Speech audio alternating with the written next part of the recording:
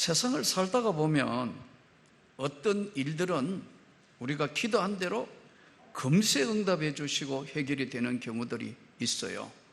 얼마나 감사한지 몰라요. 기도하자 얼마 되지 않아서 즉석으로 하나님이 응답하시고 우리에게 은혜를 베푸실 때도 있어요. 정말 그럴 때마다 기도하고 싶고 막 기도에 에너지가 충만하게 나가요. 근데 어떤 기도는 아무리 기도해도 응답이 없어요. 오히려 또 아무리 기도해도 기도 응답한 것보다 더 핍박과 환난이 심해질 때 있어요.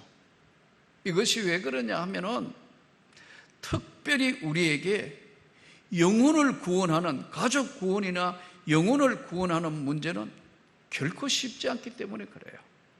어떤 가정은 예수 믿기로 하자 이렇게 하면 온 집안이 다 한 번만에 주님 앞에 나와서 그냥 그날로 하나님 백성 돼가지고 참 편안하게 이렇게 온 가정이 하나님 백성 되는 가정도 있는가 하면 세상에 기나긴 세월 동안 얼마나 많은 핍박과 환난과 보이지 않는 멸시와 이런 것들이 존재하는 것도 있어요.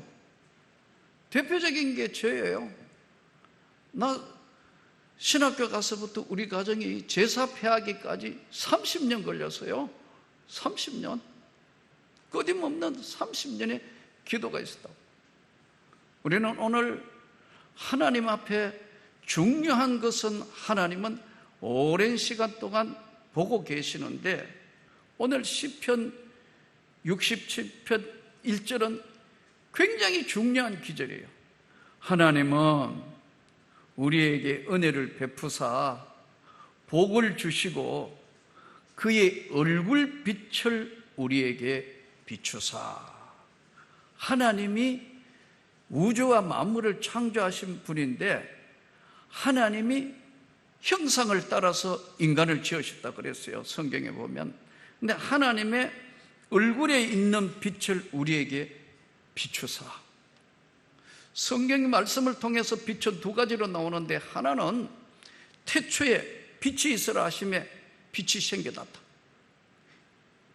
이 빛은 창조의 빛이에요. 모든 것을 살리는 빛이에요.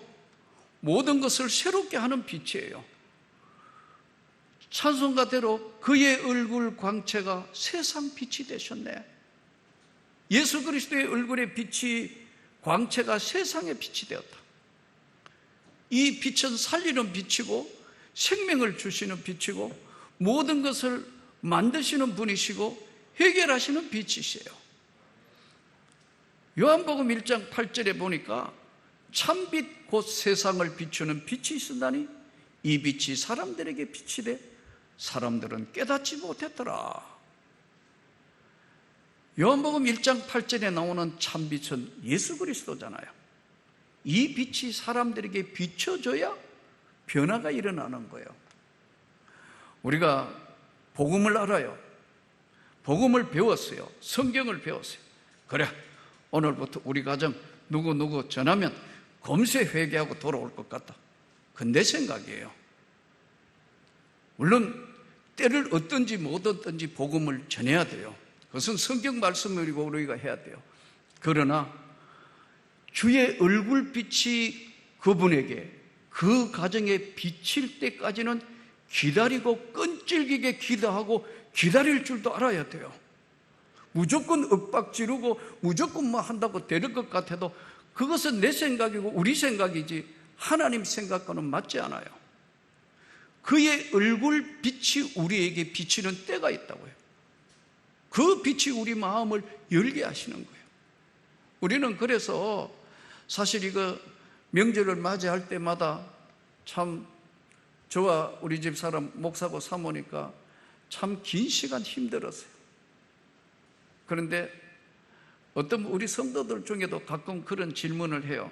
목사님, 예수 믿는 우리가 제사를 지내야 되나요? 안 해야 되나요? 환난과 핍박과 고통이 있다 하더라도 한 번은 잘라야 돼요. 왜냐하면 우리나라 제사라는 것은 유교가 출발한 중국하고는 다릅니다. 조상을 섬기는 것처럼, 이렇게 조상신을 섬기는 것처럼 해요. 왜냐하면 저는 어릴 때 제사를 많이 지내봤기 때문에 부군 누구누구 다 써가지고 조상님 오시라 이거예요. 그리고 제사 드리기 전에 문을 열어놔요. 문을 열고 조상님 오셔가지고 다 조상님을, 다 조상의 신을 섬기는 절차를 하는 거예요.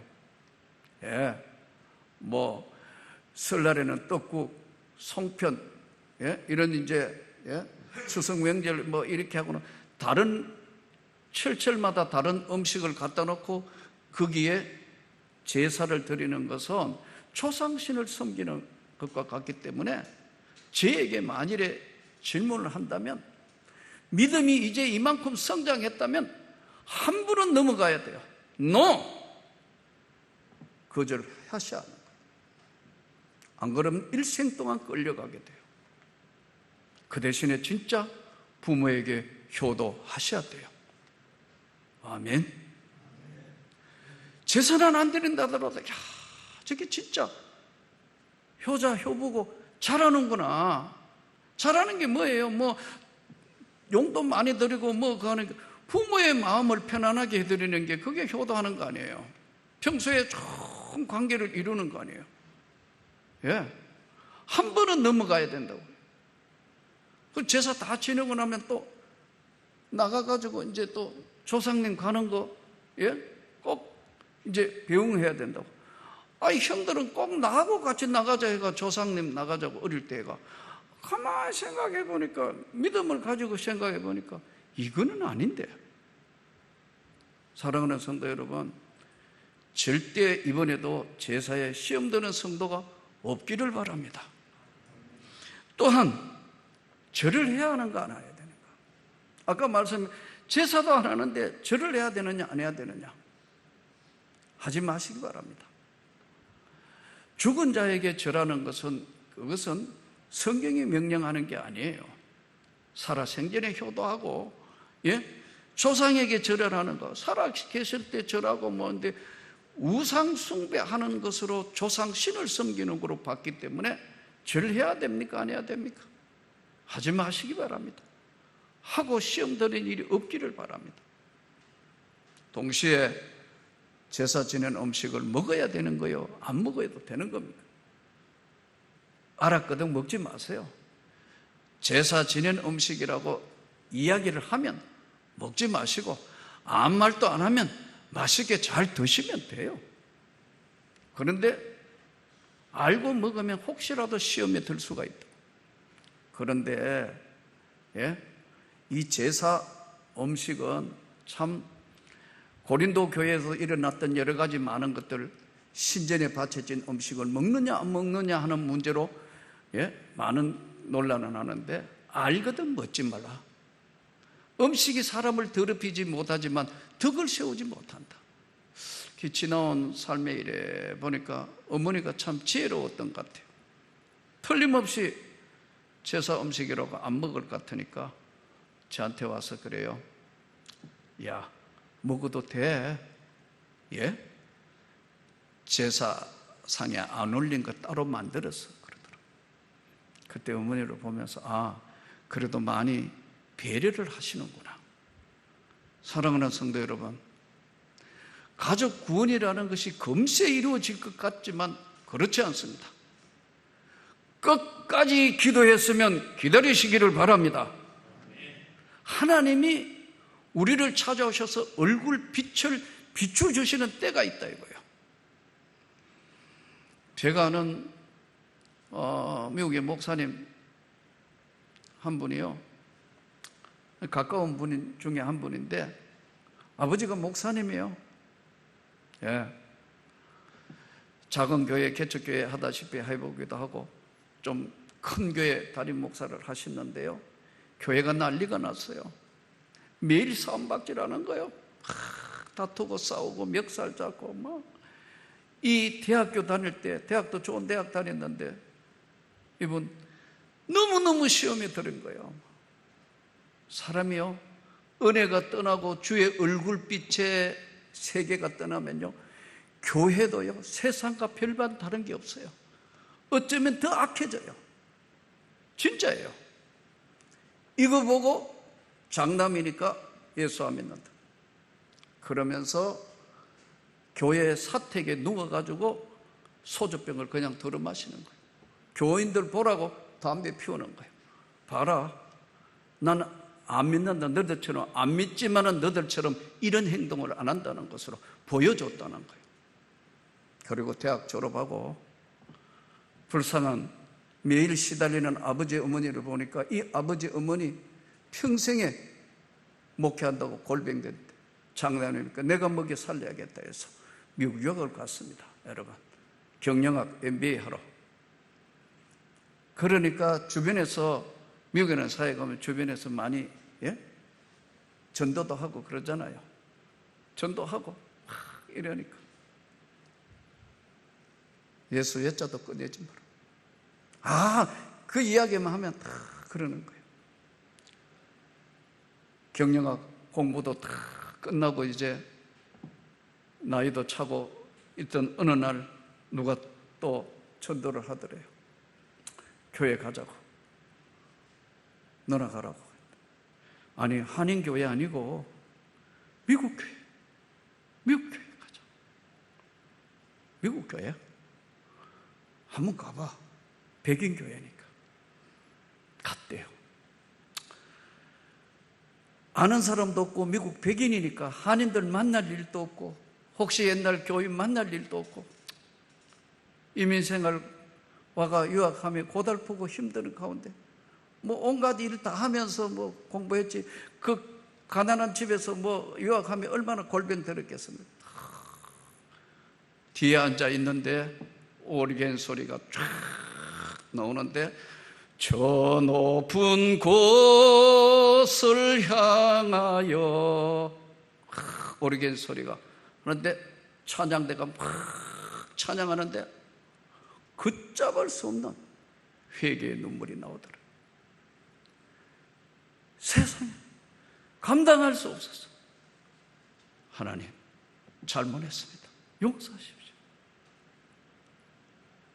어려서부터 예수를 믿었다 해도요, 아버지가 목사를 하더라도 처음으로 하나님의 얼굴빛이 그에게 나타난 거예요, 여러분. 그날 자기가 회심하고 거듭났다. 아버지한테 전화를 한 거예요. 용서하시라고. 내 예수 잘 믿고 아버지 걱정하지 마시라고. 아무리 기도해도 MBA 맞춰놓고 생각이 안 돼서 다시 신학교 가서 미국에서 공부 끝내고 목사 돼서 지금 미국에서 목회하고 있어요. 사랑하는 성도 여러분, 우리가 은혜를 받고 얼굴빛이 우리에게 나타나면 오늘 이 본문에는 아주 귀한 성경 말씀이 이렇게 말씀이 67장 2절 주의 도를 땅 위에 주의 구원을 모든 나라에게 알리소서. 3절 하나님이여 민족들이 주를 찬송하게 하시며 모든 민족들이 주를 찬송하게 하소서. 찬송하게 하소서. 모든 민족들이. 67장 5절 민족들이 주를 찬송하게 하시며 모든 민족으로 주를 찬송하게 하소서. 말씀으로 은혜 받는 거는요, 어느 정도 믿음의 바탕이 있을 때 말씀으로 은혜를 받습니다. 그러나 아주 불신하고 아주 바탕이 전혀 없는 사람이 교회에 왔을 때 제일 첫 번째 만나는 게 뭐냐면 찬송입니다. 이 찬송의 가사가 내리꼽히기도 하고 또는 우리 영혼을 흔드는 그 찬송의 가사와 그 찬송은 전 세계가 공통이에요. 제가 미국 백인교회 가서도 찬양해 봤는데 참 예배 드리는데 예수 사랑하시면 거룩하신 말일세 우리들은 약하나 예수 건세 많도다 막 찬양하는데 가슴이 이 멜로디와 가사를 다 아니까 막 하니까 가슴이 떨리도록 전체가 다 똑같이 찬송한다고. 민족들이 찬송하고 모든 민족들이 찬송하게 하소서. 지난번 우리가 성지순례 가가지고 찬양할 때, 팔복교회 가서 우리가 찬양하면서 심령이 가난한 자는 찬양하니까 모든 관광객, 세계에서 오신 분들이 다 한쪽에는 막 따라도 하고 그러더라고요. 찬송은 전 세계 공통어예요. 하나님의 얼굴빛이 우리에게 나타나면 우리 영혼에 이 절박하고 고통스럽고 어려운 가운데 하나님의 얼굴빛이 나타나서 믿음으로 구원에 이르게 하시는 거예요. 그 이후에 말씀이 들어오는 거예요. 이 하나님의 얼굴빛이 비칠 때까지는 기도했으면 끝까지 기다려 줄 줄도 알아야 돼요. 내 의지력으로 막 굴복시키려 하고 그러다가 보니까 부작용이 일어나서 다시는 만나지 않는다는 그 관계를 잘못하는 거예요. 저는 사랑하는 성도 여러분, 이번 명절은 시험되는 일이 없기를 축복합니다. 모든 민족들로 찬양하게 하소서. 하나님이 우리에게 복을 주시리니 땅의 모든 끝이 하나님을 경외하리로다. 하나님을, 세상의 모든 끝이 하나님을 공경하고 하나님을 두려워하는, 경외하리로다. 저는요, 꽃들 중에도요, 이 화초보다는요, 들꽃을 더 좋아해요. 풀도 들풀을 보면 생존력이 있기 때문에 경이롭기까지 해요. 신앙생활하는 성도들도요, 화초와 같은 신앙생활을 하는 사람이 있는가 하면은, 들꽃과 들풀과 같은 신앙도 있는 거예요. 성경을 보면 오순절 성령 강림이 없었다면 사도들도 없는 거예요. 핍박과 환난과 고난이 있었기 때문에 그들은 마가다락방에서 죽기 살기 기도했고 그 권능을 하늘로부터 성령의 불같은 능력과 성령 세례를 받았어요. 성령 세례 받고 난 뒤에 첫 번째 나타난 게 좀처럼 두려워하지 않는다. 내일 붙들려 로마 병사에 때 끌려가고 유대의 제사장들에게 끌려가서 어떤 결과가 올지 모르지만 담대히 외치는 거예요. 내가 사람의 말을 들으라, 하나님의 말씀을 들으라. 사람의 말을 듣는다면 나는 하나님의 종이 아니다. 강력해졌어요. 오순절 이후에 사도들을 보세요. 담대해요. 강력해졌어요. 능력이 더 강해졌어요. 권능이 나타났어요. 치유의 역사가 나타났어요. 나는 우리 모두가 이렇게 되기를 축복합니다. 코로나가 오고 나니까 전부 유축돼가지고 이거 뭐 어떻게 돼야 되느냐, 조심해야 됩니다. 여러분, 최대한 조심해야 되고 지켜야 될 것을 반드시 지켜야 됩니다. 그러나 이것에 위축되어서 우리가 믿음이나 하나님의 권능과 능력을, 천지를 창조하신 그분이 주시는 능력을 잊어버린다면 복음의 능력을 잃어버리는 거예요. 할렐루야. 오늘 저들에게 핍박과 환난이 사도들에게 없었다면요, 세계 선교도 없는 거예요. 핍박과 환난이 있었기 때문에 저들은 끝까지 목숨을 걸고 기도했고 그 환난과 핍박 때문에 흩어져서 터키로, 소아시아로, 그리고 땅끝까지 복음을 전하겠다고 목숨을 거는 거예요. 사랑하는 성도 여러분, 핍박과 환난과 고난의 시대, 지금은 두려움의 시대,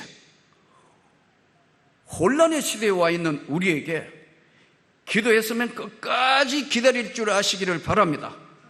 기도의 무릎이 약해지지 않기를 바랍니다. 복음에 대한 확신이 약해지지 않기를 바랍니다. 바울의 고백이 보세요.